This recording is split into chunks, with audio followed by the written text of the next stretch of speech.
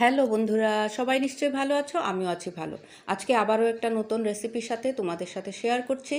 তো আমি আজকে রান্না করছি চাল কুমড়ো টুকরো করে, আলু টুকরো করে, ডুমো ডুমো করে, আর ডালের বড়া করে রসা।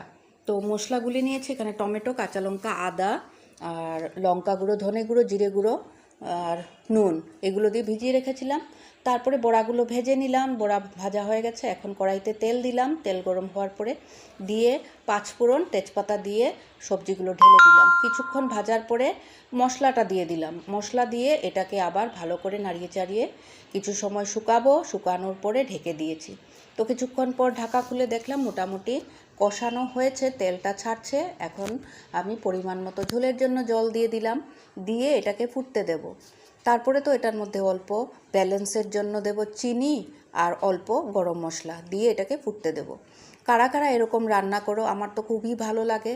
তোমাদেরও কি ভালো লাগে? যদি ভালো লাগে একটু কমেন্টে জানিও। তারপরে তরকারিটা একটু শুকিয়েছে, তারপরে আমি বড়াগুলো ঢেলে আবারও নাড়িয়ে দিলাম। কিছুক্ষণ জাল ওঠার পরে এখন নামানোর পালা। তরকারিটা হয়ে গেছে আমার। তো মোটামুটি ঝোল একদম কমও না, বেশিও না। তো কেমন লাগলো আমার রেসিপিটা? ভালো যদি লাগে একটু লাইক কমেন্ট শেয়ার করে দিও।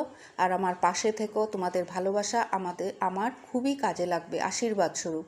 আর সাথে ছিল কাঁকরোল চচ্চড়ি গোল গোল করে। Tata, bye bye.